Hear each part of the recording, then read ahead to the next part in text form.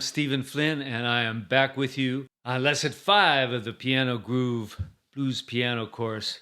This time we're going to be talking about riffs and licks and some intros, some turnarounds, some endings. So blues is largely about improvisation. Now it's good, it's essential really to listen and to learn from the masters. Blues, in the end, blues is really about playing your own feelings, expressing your own life. The riffs and licks that you learn from listening to recordings or going to live shows, they're building blocks. They're like vocabulary. It's like learning new words that you can then use to express your own ideas. So in this lesson, we're going to be building our vocabulary and coming up with some licks and riffs that you can turn into your own. So probably the most used lick in all of blues is a hammered eighth note kind of thing, like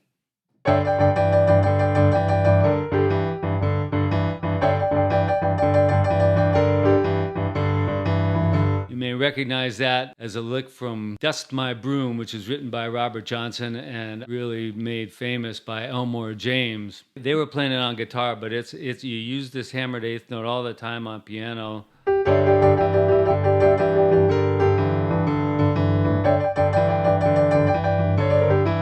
I'm gonna wake up in the morning and I believe I'll dust my broom. I'm gonna get up in the morning, believe I'll dust my broom. I'm with the best cat I've been loving, none of my friends can get my room.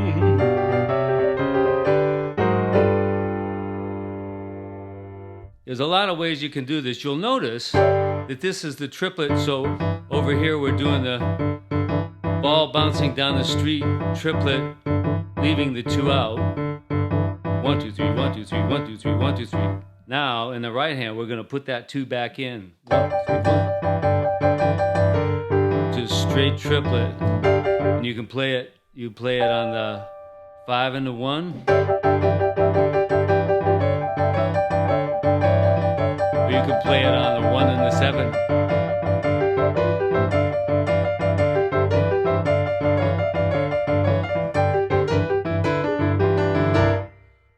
So you can play it you play with an octave, you can play it 1 and a 5, you can play it with a 7, you can play it, a lot of times it gets played way up here.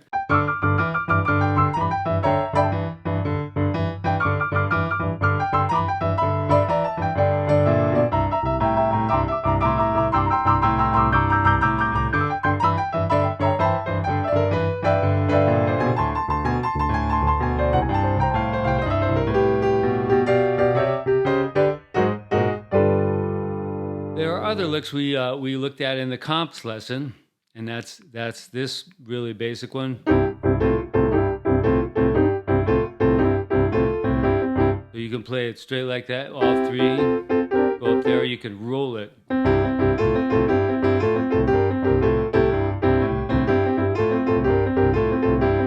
can put an octave on it.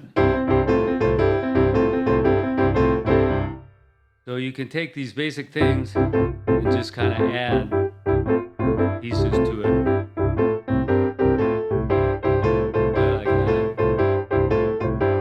There's another real cool thing you can do with that kind of 1 to 4 kind of thing. You play it here on the 1, then if you just flat the 3rd,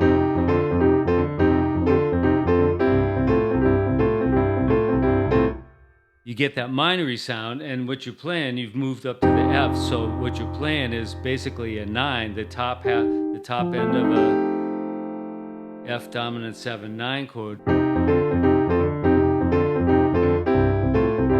So it's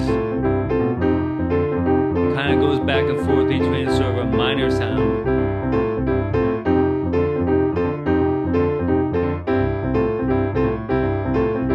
That's a good one to use. And it's a good thing if you're comping too. It keeps it in a sort of a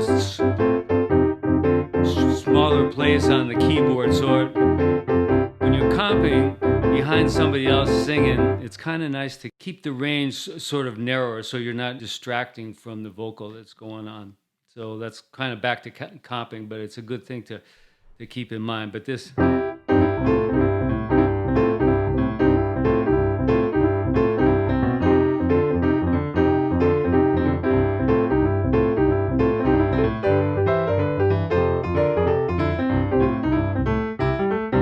So there's a lot of sliding off kind of individual flat 3/3 and flat fives in passing, and that sort of imitates a slurring that can happen in vocals. In vocals, you can kind of go smoothly up, up through without having to go in these half steps. But if you slide off, it sort of gives it that feel. It's kind of like.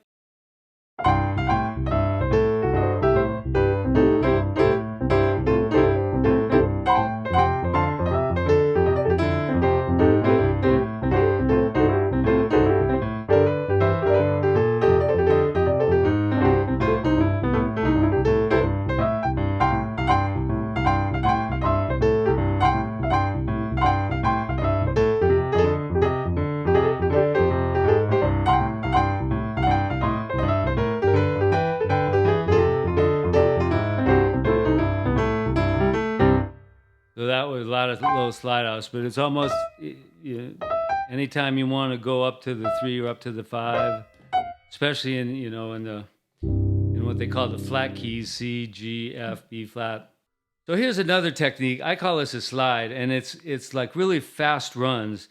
You get your hand in a position, and then you just kind of roll down your fingers. So it's like this. So you're just kind of in this C, it's kind of like a really fast arpeggio, and you can use all 5 fingers and just roll them down.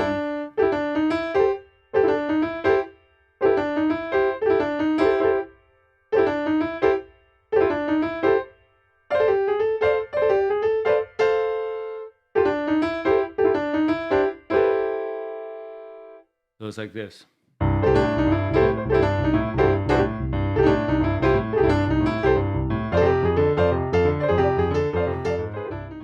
So you can use this as a turnaround at the end of the verse or as an ending. If you add this other little part, so you go.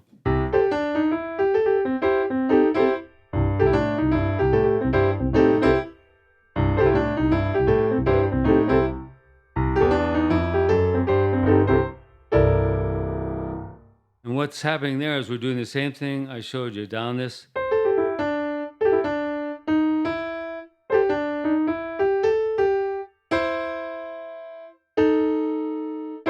And what that is you have this, it's basically a C. It's a 6 interval, 3 on the bottom, 1 on the top. And then you drop this one down half step and go to here. You'll notice this is the tritone of an F chord. So you're going,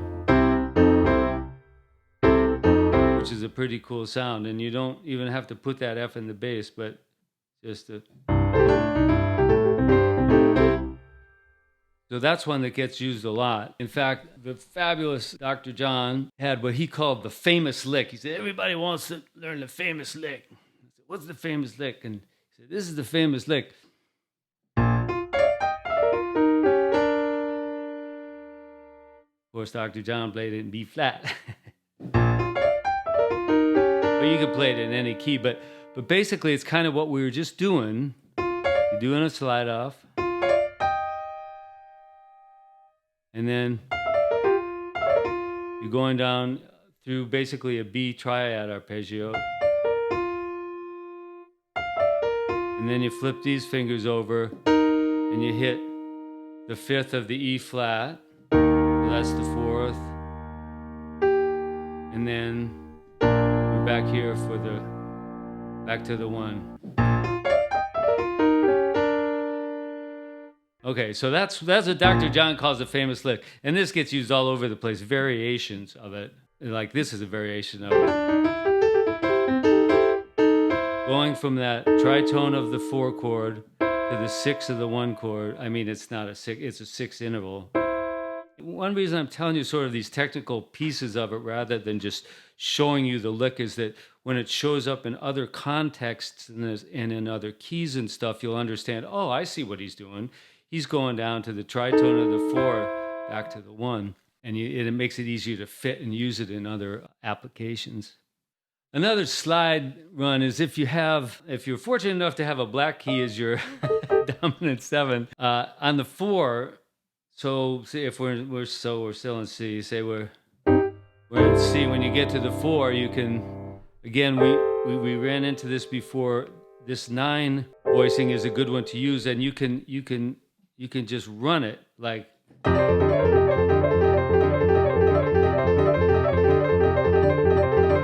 You can do that for about a half an hour, and people will be really amazed. So it's like.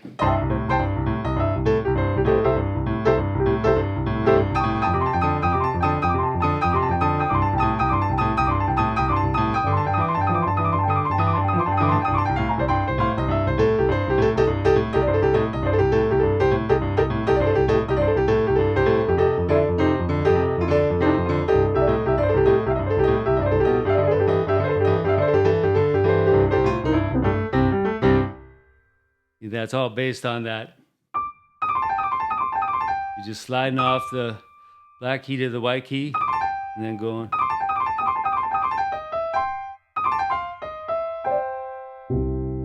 Like that. In these riffs and licks and things, one interval that's used a lot is the 3rd.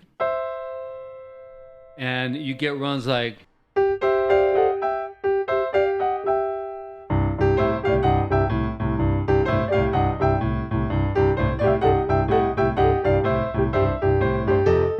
So that gets used a lot. So you're on the 1, you're just going 1 to the 2 to the, it's up chromatically to there. That gets used a lot.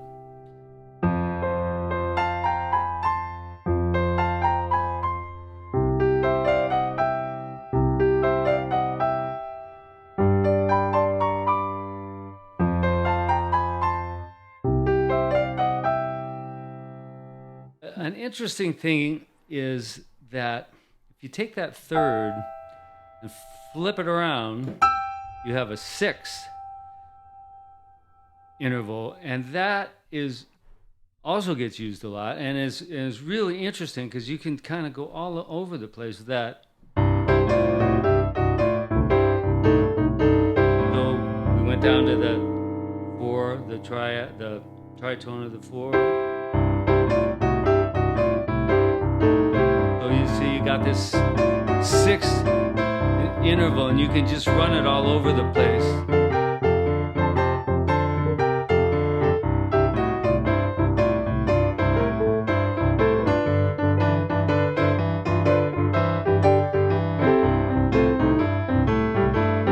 And it kind of turns, it can kind of turn into the 3rd interval, like we're on the 5, we're going, and then we're going. And then we're here, and we can go,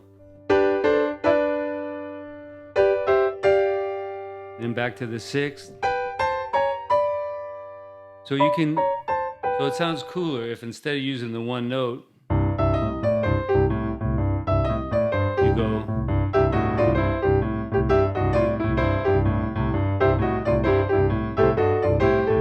And then you can actually fill it in more like we saw in the last lesson. In the 6, you could put these other notes in there too. And then you're getting a really fat harmonic sound. But looking at these things as 3rd intervals or 6 intervals, notice these things in the music you're listening to and in the shows you're seeing. All right, thank you for being here. In the next lesson, we're going to take some of these same riffs and licks and apply them to applications as intros, turnarounds, and endings and see how those work.